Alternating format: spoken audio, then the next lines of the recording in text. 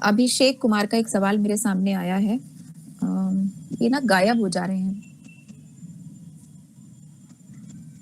सारे, मैं एक साथ कैसे देख सकती हूँ? हेलो अर्पिता, आप सवाल पिक कीजिए।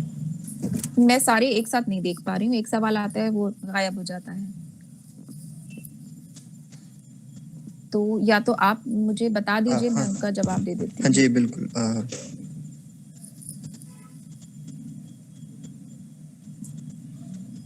मैम, पहला सवाल ये था कि अपने ही घरों में हो रहे रेप केसेस को यौनिकता के दमन से कैसे जोड़ा जाए। अपने ही घर में हो रहे जो रेप केसेस हैं हाँ, उनको उसको यौन दमन यौनिकता से के कैसे जोड़ा जाए। कैसे जोड़ा जाए, इसमें कोई कठिनाई है? मतलब कोई कानूनी कार्रवाई के बारे में आप पूछना चाह रहे हैं? तो कोई समस्या नहीं है, आप रिपोर्ट क्यों नहीं कर सकते हैं उसका? घर में जो यौन शोषण हुआ है उसकी कानून में आप उसको, आपके पास ये मौका है कि आप जाके उसको दर्ज करा सकते हैं। और ऐसी ऐसी कोई संस्था नहीं है जो आपको मना करे आपका केस दर्ज करने से, जो ये कहे कि आप चाचा के खिलाफ या किसी और के खिलाफ या अपने ही घर के व्यक्ति के खिलाफ कैसे केस दर्ज करा सकते हैं। तो पूरा जो घरेलू उत्पीड़न का कानून बना है 2005 का, उसको अगर आप डिटेल में स्टडी करेंगे, उसको आप पढ़ेंगे तो आपको समझ में आएगा कि उसमें तमाम तरह के दमन है, यौनिक दमन से लेकर तमाम किस्म के जो शोषण है वो उसमें शामिल है, जो घर पर लड़कियों का किया जाता है। तो अगर वो है उसमें शामिल, तो आप उसको पुलिस को रिपोर्ट कर सकते हैं। और डोमेस्टिक वायलेंस का जो कानून है, घरेलू उत्पीड़न का कानून, तो इतना सख्त कानून है कि तुरंत कार्रवाई करनी होती है।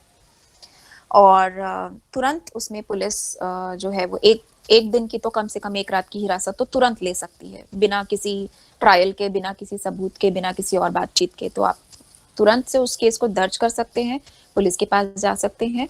तो जो घरेलू उत्पीड़न है उसके अंदर तमाम ऐसे ऐसे प्रावधान है आपके पास शिकायत करने के।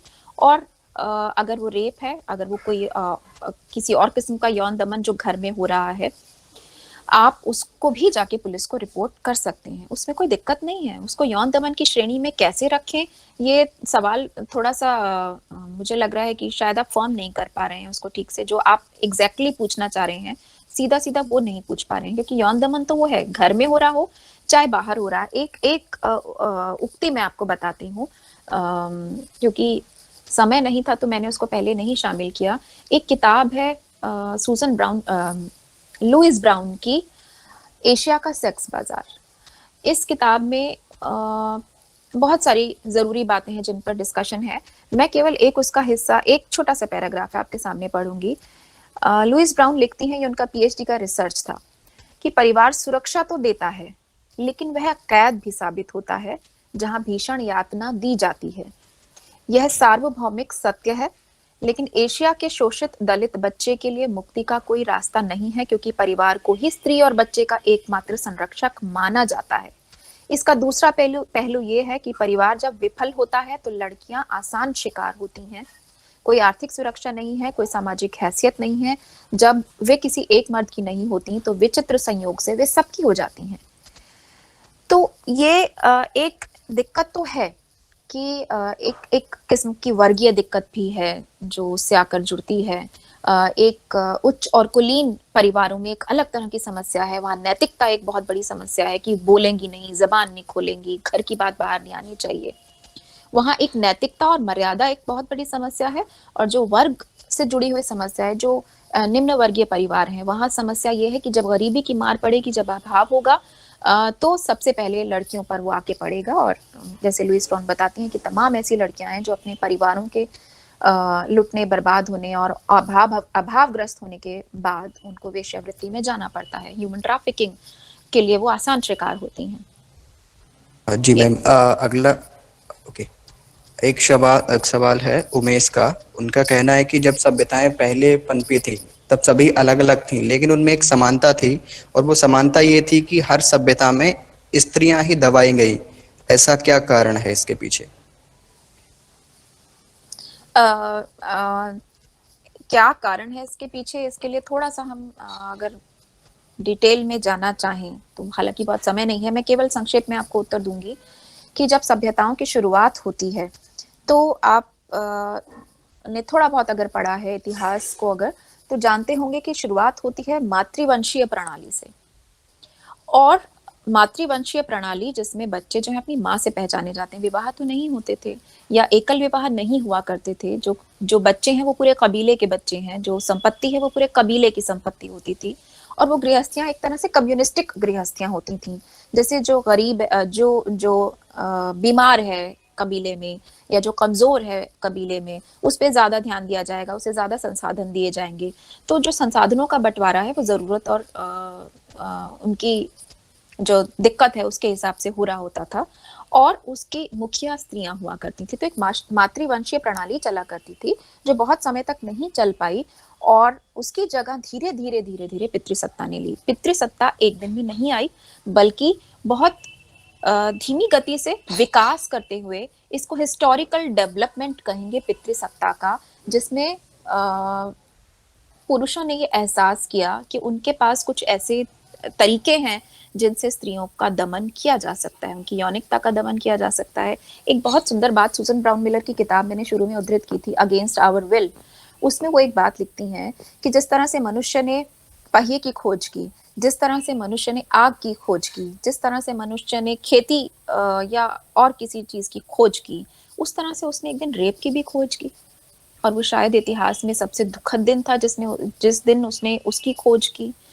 और उसके बाद वो बताती हैं कि कैसे ये जो एक यौन सत्ता उसने हासिल की, ये जो स्त्री की यौनिकता के दमन का टूल उसके हाथ में आया, ये एक दिन में नहीं विकसित हुआ, ये धीरे धीरे विकास करके उसके हाथ में आता है। और क्यों एक है, सारी सभ्यताओं में क्यों एक है, क्योंकि सारी सभ्यताओं में पुरुष होना बायोलॉजिकली एक है और स्त्री होना बायोलॉजिकली एक जैसा उनको बनाता है। एक एक एक फर्क और है, पशुओं में कभी भी रेप करना संभव नहीं होता है क्योंकि टेक्निकली वो नहीं हो सकता है। उनके उनके अपने मेटिंग पीरियड्स होते हैं जिनमें मेटिंग हो सकती है।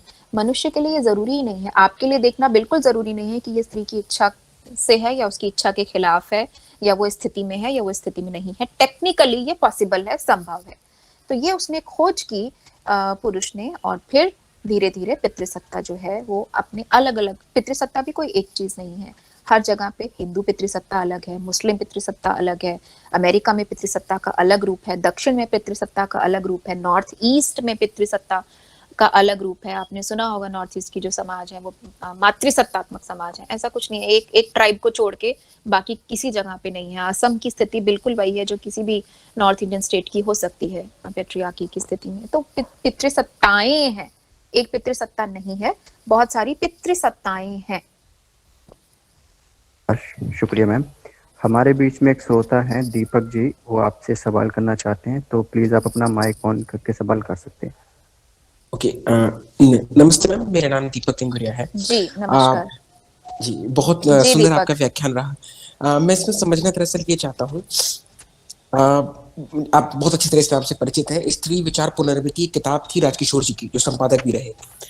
तो राजकिशोर जी ने उस किताब में बताया कि, और मैं उससे समझ आता हूँ कि बलात्कार के बुनियादी कारण क्या होते हैं। वो ये कहते हैं कि जब यौनिक इच्छा की पूर्ति के लिए तमाम तरह के देह व्यापार या वेश्यावृत्ति है या तमाम और चीजें हैं, फिर भी एक पुरुष बलात्कार क्यों करता है? क्या वो उसकी कुंठा का शमन करने के लिए या अपनी अहंकार की तुष्टि के लिए, या आप इसको किस नजरिए से देखती हैं? बलात्कार के बुनियादी कारण क्या है? दीपक, हम बहुत देर से उन्हीं बुनियादी कारणों पे बात कर रहे थे दरअसल, और उन्हीं को मैं एक्सप्लेन राजकिशोर जी करने के की, संदर्भ से। हाँ उन्हीं को एक्सप्लेन करने की। देखिए, ऐसा जो राजकिशोर कह रहे हैं, उनकी उनकी जो बात है, जो उन्होंने कहा कि कोई एक कारण होता है, तो कोई एक कारण नहीं है, है ना। कोई एक वजह नहीं है कि जो बलात्कार की वजह होती है। मैं आपको बार बार बता रही हूँ यही बात कि सामाजिक जो सच्चाइयां हैं उनमें बहुत सारे स्तर हैं उन सच्चाइयों के। एक एक जाति का सच है, एक नस्ल का सच है, एक आपकी रीजनैलिटी से जुड़ा हुआ सच है, एक आपके रिलीजन से जुड़ा हुआ सच है। लेकिन उन सब सचों के साथ आपकी एक यौनिक अस्मिता है स्त्री की, जो कि दमित अस्मिता है। और उन सब से मिलके जुड़ के ये इतने सारी वजहें बनती हैं बलात्कार की। मतलब आप चाहें तो बलात्कारों की प्रकारों पे एक किताब लिख सकते हैं आज। कोई एक रीजन नहीं है। अगर एक ही रीजन आपको सिर्फ निकालना हो तो वही बात कह सकते हैं जो मैंने अभी थोड़ी देर पहले कही कि टेक्निकली पुरुष रेप कर सकता है। और ये टेक्निकल रीजन के साथ सोशली उसको ये एक पोजीशन मिली हुई है, उसके पास पोजीशन है कि वो पुरुष है और वो नुकसान की स्थिति में नहीं जाएगा, उसको ये लगता है, ये उसका हक है। उसको लगता है कि जो दुनिया में जो इतनी सारी जो स्त्रियां घूम रही हैं वो सब जैसे उसी के लिए अवेलेबल और उपलब्ध हैं और वो जब मौका मिले ये काम कर सकता है। तो ये अपने आप को एक यौन औजार में वो बदल रहा है, ये उसको समझ में नहीं आता है।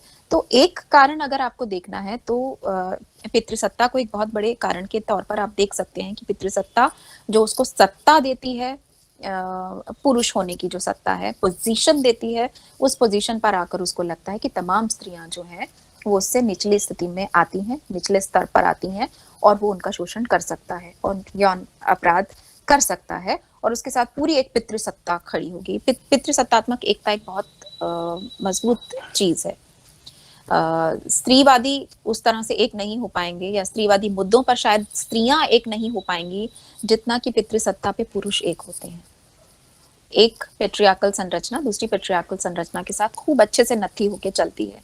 तो अगर एक ही वजह आपको तलाशनी होगी तो मैं उसको कहूंगी वो पितृसत्ता है, साफ तौर पे जो हाथ में हाथ डाल के चलती है। एक ब्राह्मण वादी जो सामंती पितृसत्ता होगी वो पूंजीवादी पितृसत्ता के साथ मिल जाएगी अगर उसको इसमें फायदा लगेगा कि स्त्री का दमन किया जाए, तो कि इसका फायदा उठाया जाए, उसकी यौनिकता को कमोडिटी बनाया जाए।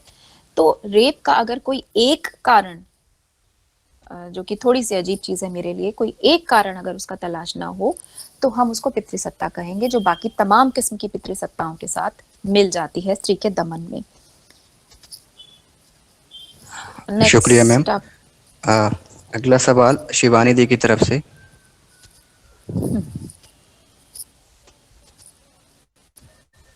हेलो शिवानी दी, आवाज आ रही? हाँ हाँ हाँ आ रही है।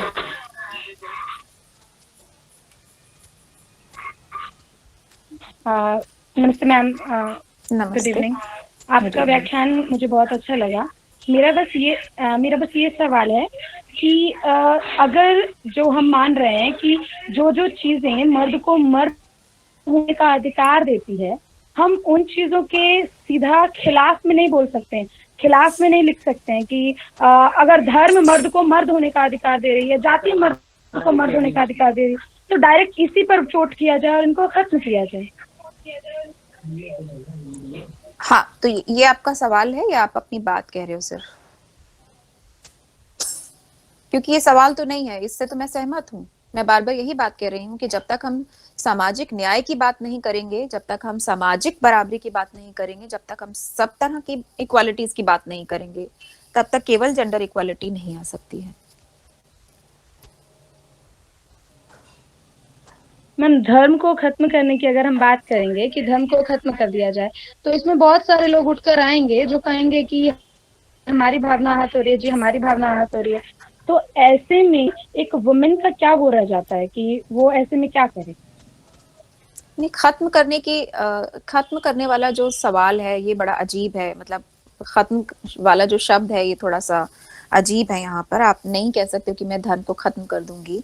आप ये कह सकते हो कि धर्म पूरी तरह से स्त्री विरोधी है ना। धर्म एक बेहद पुराना स्ट्रक्चर है, बेहद प्राचीन एक संरचना है, जिसका खत्म हो जाना तो बहुत अच्छा है मानवता के लिए। अगर वो सारे के सारे धर्मों की की जो जरूरत है समझ में आ जाए इंसान को कि इसकी कोई जरूरत ही नहीं है, ये हमारे लिए बने ही नहीं है और इनसे हमें कोई फायदा नहीं है। क्योंकि देखिए इतने समय से चले आ रहे हैं सारे धर्म, उनसे तो समाज में कोई अच्छाई हुई नहीं, उनसे कोई बराबरी तो आई नहीं। नैतिकता के सवाल वहीं के वहीं पड़े हुए हैं और ज्यादा मुश्किलें पैदा हो गई हैं। कोई मर्यादाएं उनसे स्थापित ऐसी तो नहीं हुई। जितना ज्यादा नैतिकता और मर्यादा की जकड़बंदी वाला समाज होगा उतनी ज्यादा यौन समस्याएं उसके अंदर पैदा होती हैं, ये सच है। तो अगर ये समझ में ही आ जाए कि धर्म के को त्याग देने से, धर्म को नष्ट कर देने से अगर बराबरी आ जाएगी और बाकी सब चीजें हो जाएंगी, तो इससे अच्छा तो कुछ हो नहीं सकता। लेकिन स्त्रीवाद जो है वो उसके सामने सिर्फ धर्म ही नहीं है, उसके सामने धर्म से जुड़ी हुई पितृसत्ता है, जो हाथ मिला लेती है, कभी भी पूंजीवादी पितृसत्ता से वापस उसी बात पे आ रही हूँ, कभी पूंजीवाद के साथ हाथ मिलाता है, वो कभी किसी और स्ट्रक्चर के साथ हाथ मिलाता है, कभी वो स्टेट के साथ हाथ मिला लेता है। आप सोचिए किसी अदालत के बाहर मनुष्य की मूर्ति लगाने का क्या मतलब है? वो तो एक कानून का मंदिर है, जिसको आप बोलते हैं न्याय का मंदिर है एक अदालत। तो उसके बाद मनु की मूर्ति लगाना, तो मनुस्मृति को इसका मतलब आप अपने संविधान के ऊपर स्थान देते हैं। तो ये सारे सिर्फ ये धर्म का मामला है नहीं ना, ये धर्म ही नहीं बल्कि कानून भी है जो पितृसत्तात्मक है, संरचनाएं उनमें शामिल, स्टेट भी है उसमें शामिल, और सारा का सारा जो हमारा स्ट्रक्चर है उसमें ऐसी तमाम पितृसत्ताएं हैं जो एक साथ हाथ में लाए हुए हैं। तो सबसे जूझना होगा, सिर्फ धर्म से टकराने से कुछ भी नहीं होगा। सिर्फ धर्म को नष्ट कर देना सिर्फ धर्म को नष्ट कर देना है भी नहीं, उसके साथ जो कुछ जुड़ा हुआ है, इतना बड़ी पूंजीवादी पितृसत्ता उसके साथ जुड़ी हुई है धर्म के साथ, वो अकेला थोड़ी चल रहा है। तो उन सब से डील करना जरूरी है एक साथ। और मैं बार बार यही कह रही हूँ कि एक साथ इन सारे लेवल्स पे, स्तरों पे लड़ना जरूरी है, तभी बराबरी की हम कोई बात कर पाएंगे। आप अपना धर्म रखिए अपने पास, लेकिन वो धर्म हमारे को शोषित करने का जरिया नहीं होना चाहिए। हम ये बात कह सकते हैं। हम जब बराबरी की बात करते हैं तो हम बराबरी की बात करते हुए ये कहते हैं कि आप इन सब चीजों की वजह से हम पर शोषण नहीं कर सकते। आपको रखना है आप रखिए, अपने तय रखिए, अपने घर के अंदर, अपने मन के अंदर अपना धर्म रखिए। उस धर्म से हम पर कोई असर नहीं आना चाहिए, उससे हमारा नुकसान नहीं होना चाहिए, उससे समाज का नुकसान नहीं होना चाहिए, उससे मानवता का नुकसान नहीं होना चाहिए।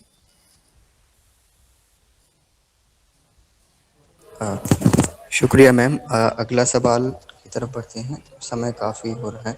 जी अगला सवाल रोहन मिश्रा की तरफ से है। उनका कहना है कि एंटरटेनमेंट इंडस्ट्री में महिलाओं को वस्तु की तरह प्रदर्शित किया जाता है और इसमें महिलाएं भी भूमिका निभाती हैं, जैसे गायिका है या फिर नर्तकी है, वो इन चीज़ों को फैलाने में मदद करती हैं, वो क्योंकि उसका पार्ट बनती हैं। तो क्या उन महिलाओं को भी शोषण करने वाला समझा जाए या फिर पुरुषों की तरह शोषण करने वाला ना समझा जाए?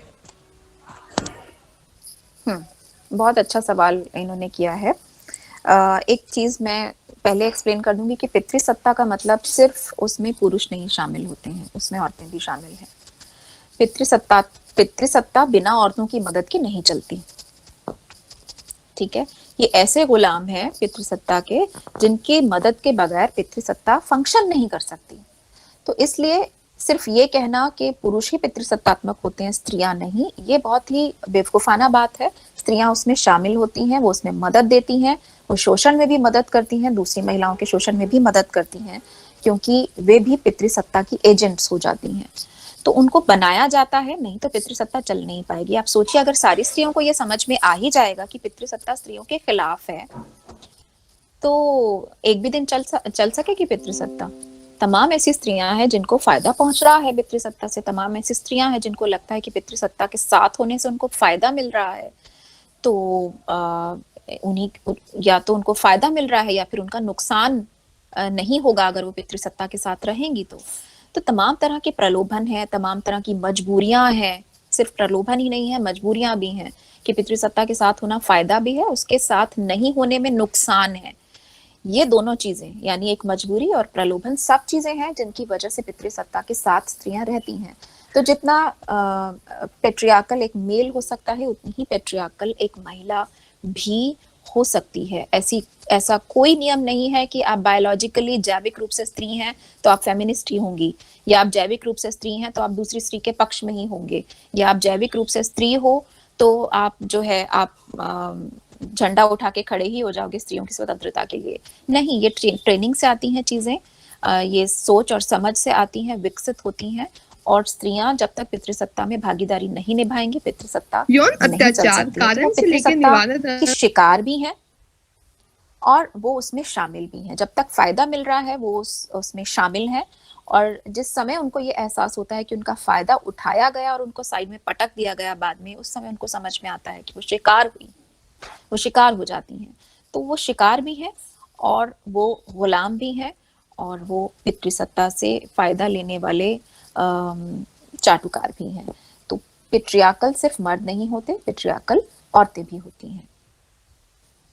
शुक्रिया मैम, क्योंकि सवालों की फहरिस्त काफ़ी लंबी है, यदि आपकी इजाज़त हो तो आगे बढ़े। हाँ, मुझे लगता है एक आध सवाल और पूछ लीजिए, फिर हम इस मीटिंग को ओके, खत्म करते हैं, दोबारा जी कभी शुक्र फिर मिल सकते हैं। जी, एक सवाल है शिवम राय की तरफ से। उनका कहना है कि यौन शोषण की समस्या के लिए आपने सुझाव दिया कि सामाजिक समानता को लेकर आएं, लेकिन यौन शोषण के मध्य किसी भी प्रकार की सामाजिक असमानता अगर नहीं रहती है, तो क्या राज्य सामान्य मानवीय वासना को ध्यान में रखकर कुछ सोचे? क्योंकि अगर सामाजिक समानता आ भी जाएगी तब भी ये वासना तो रहेगी ही। थोड़ा-सा फ़ॉर्म करने में उनको दिक्कत हो रही है, लेकिन मैं समझ रही हूँ, शायद ये सवाल समझ रही हूँ बहुत अच्छे से। और अ, एशिया का सेक्स बाज़ार, लुइस ब्राउन की जो किताब है, उसके बारे में फिर से बताऊँगी। कभी मौका मिले तो आप ये किताब पढ़िएगा। हिंदी में है और आसानी से आपको मिल जाएगी, शायद वाणी प्रकाशन से ये किताब आई है। इसमें पूरे जो दक्षिण एशिया है, उसके सारे समाजों का, भारत है, बांग्लादेश है, श्रीलंका है, नेपाल, भूटान, ऐसे तमाम जो दक्षिण एशियाई देश हैं, उनके उनके सामाजिक जो संरचनाएं हैं, उनका अध्ययन लुइस ब्राउन ने किया है। और मैं उनकी बात से सहमत हूँ जब वो ये कहती हैं कि एक समाज को जितना ज्यादा नैतिकताओं में बंद किया जाता है, जब एक सोसाइटी, एक समाज जो जितना ज्यादा नैतिकताओं की बात करता है, वो जितना ज्यादा मर्यादाओं की बात करता है, बात बात पे जहाँ पे मर्यादाएं और नैतिकताएं आहत होती हैं, वो उतना ही ज्यादा यौनिकताओं के मामले में करप्ट समाज होता है। तो अगर एक स्वस्थ समाज बनाना है, जिसमें स्वस्थ यौन संबंध हो, जिसमें स्वस्थ स्त्री पुरुष संबंध हो, जिसमें स्वस्थ रूप से बाकी सारे संबंध हो, तो हमें अपनी ये जो दिखावटी और खोखली जो नैतिकताएं हैं, जिनको हम विक्टोरियन नैतिकता कह सकते हैं, उनसे हमें बाज आना होगा। ये जो सती और कौमार्य और पवित्रता वाला जो ये जो ढोंग लंबे समय से चल रहा है, ये एक बहुत बड़ी वजह है। एक को अपने आप को ज्यादा पवित्र दिखाना है तो उसको दूसरे को नीचा दिखाना पड़ेगा। मैं ज्यादा सती हूँ इसलिए देखिए सामने वाली कितनी खराब है, तभी मैं ठीक कर रही हूँ। तो ये जो स्त्रियों के अंदर भी ये भाव आया है, और जो समाज में ये जो मानसिकता विकसित होती है कि कौमार्य को सबसे ऊपर रखा जाएगा, कि जो कुमारी नहीं है उससे उसको न जाने कितनी समाज की लांछनों का सामना करना पड़ता है। कुमार्य के साथ साथ एक कुमारा मातृत्व अभिशाप है। तो जितना ज्यादा स्त्री की सेक्सुअलिटी पे, उसकी यौनिकता पे प्रतिबंध होंगे, जितना ज्यादा उसको बांधने की कोशिश की जाएगी, उतना ज्यादा ही समाज के अंदर ये सारी दिक्कतें पैदा होंगी। वो एशिया का सेक्स बाजार की बात कर रही हैं, तो यानी तमाम जो बॉम्बे में है, दिल्ली में है, कोलकाता में है, जितने भी वेश्यालय हैं, तमाम उन्हीं की बात कर रही हैं कि ये कहाँ से रहे हैं। अगर हमारे देश में इतने ही नैतिक लोग हैं, अगर सब इतने ही मर्यादा में रहने वाले लोग हैं, तो इतने सारे वेश्यालय कहाँ से पनप रहे हैं? उनको कौन सा तंत्र चला रहा है? वहां कौन जा रहे हैं फिर? अगर हमारे देश में सभी इतने पवित्र और नैतिक लोग हैं, जितना हम दिखावा करते हैं, तो फिर वहां जा कौन रहा है? तो समझिए इस बात को कि हमारी जो नैतिकता है बनी हुई, वो ऐसी नैतिकता बनी हुई है कि कुछ चीजें दबे छुपे रूप से चलती रहें तो ही अच्छा है ना? तो एक दिखावे के लिए एक परिवार हो और कुछ चीजें दबी छुपी तरीके से चलती रहें, उनको स्वीकृति मिली रहेगी। तो पुरुष में जो पुरुष की जो ये वाली स्वच्छंदता है, यौन स्वच्छंदता, उसको तो शुरू से स्वीकृति मिली हुई है। कितनी भी पत्नियां रखिए, कितने भी लोगों से मिलिए और कहीं भी जाइए आइए, उसको स्वतंत्रता मिली हुई है। तो जितनी डिस्क्रिपेंसीज होंगी, जितने ये अलग अलग स्तर होंगे, लेवल्स के, तुम्हारी जो स्त्री है उसकी यौनिकता को हम अलग, उसकी मर्यादा को अलग डिफाइन करेंगे, पुरुष की मर्यादा को अलग तरीके से डिफाइन करेंगे। जितना हम ये विभेद बढ़ाएंगे, जितना हम खोखली नैतिकता को बढ़ाएंगे, उतना ज्यादा समाज के अंदर ये यौन अत्याचार और ये जो सारी वेश्यावृत्ति की से जुड़ी हुई तमाम समस्याएं, वो उतना ही बढ़ेंगी। अगर हम स्वस्थ संबंध विकसित होने देंगे जिसमें स्त्रियां भी अभिव्यक्त कर सकती हूँ अपनी इच्छाओं को, अपनी कामनाओं को, अपनी यौनिकता को, तो ये समस्याएं उतना ही समाज में कम होती जाएंगी और एक हेल्दी एनवायरनमेंट, एक स्वस्थ वातावरण विकसित हो सकेगा। मेरे ख्याल से प्रियांक एक सवाल और ले लेते हैं, फिर इसको खत्म करते हैं। जी मैम, यदि आप में से कोई व्यक्ति सवाल पूछना चाहे तो पूछ सकता है, नहीं तो मेरे पास एक सवाल है। मैं पूछूं भैया? हाँ। पूछिए पूछिए पूछिए। मैम, जो ये फेमिनिज्म के आड़ में कुछ लड़कियां मतलब पुरुषों पे झूठे आरोप लगाकर झूठे केसेस दर्ज कराते हैं, उसका क्या सॉल्यूशन हो सकता है आपके आपके हिसाब पास से? कितने ऐसे केसेस हैं, कितने प्रमाण हैं? आपको कैसे लगता है कि वो फेमिनिज्म के आधार पे होता है? मतलब जो औरत अगर अपराध करे तो वो फेमिनिज्म उसका आधार हो गया? मैम लेकिन नहीं, आप कहाँ से नहीं नहीं ये नहीं, प्रमाण ऐसे नहीं कहाँ कहा से मैंने। आपके पास आ रहे हैं कि वो फेमिनिज्म के आधार पर आप झूठा इल्जाम लगा रही हैं? हेलो अभिषेक, क्वेश्चन हाँ जी। सही नहीं है।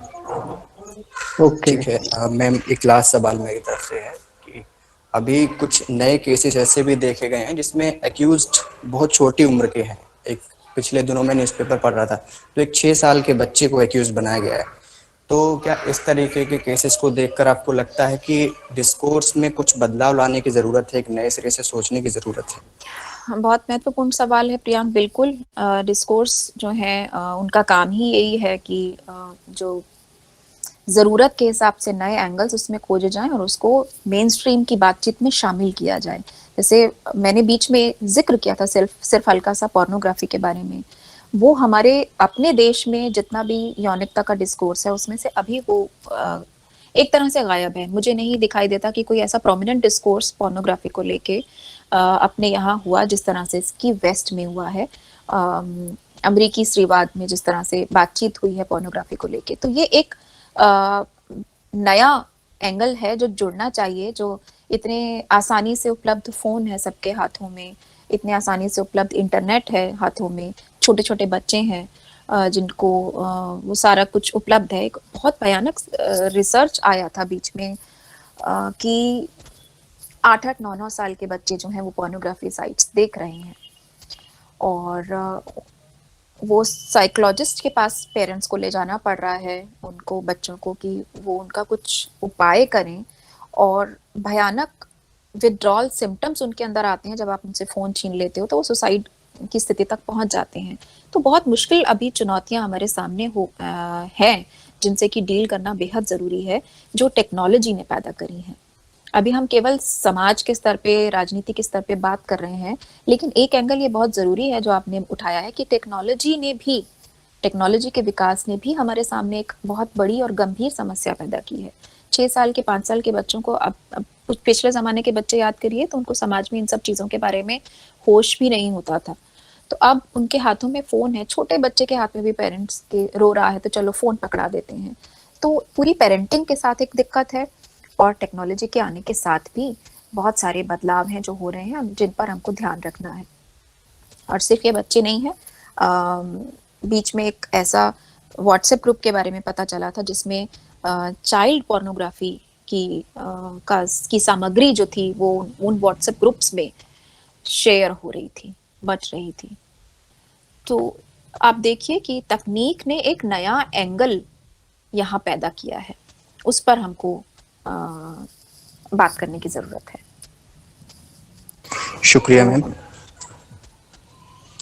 जी, आज की बातचीत मुझे लगता है कि काफी हो गई है, यहीं इसको समाप्त करना जी चाहिए। जी जी बिल्कुल। जी। मैं इसमें एक चीज़ जरूर कहना चाहूँगा, जो पूरे वक्तव्य और प्रश्न उत्तर के दौरान भी मैंने एक चीज़ महसूस की।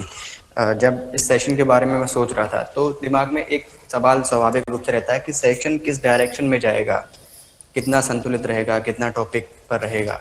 तो इस सेशन के बाद मैं खुद को बहुत संतुष्ट महसूस कर रहा हूँ कि जो हमने सोचा था उस पर एक बेहतरीन डिस्कशन हुआ है और बाकी चीज़ें रिपोर्ट के माध्यम से सामने आएंगी ही।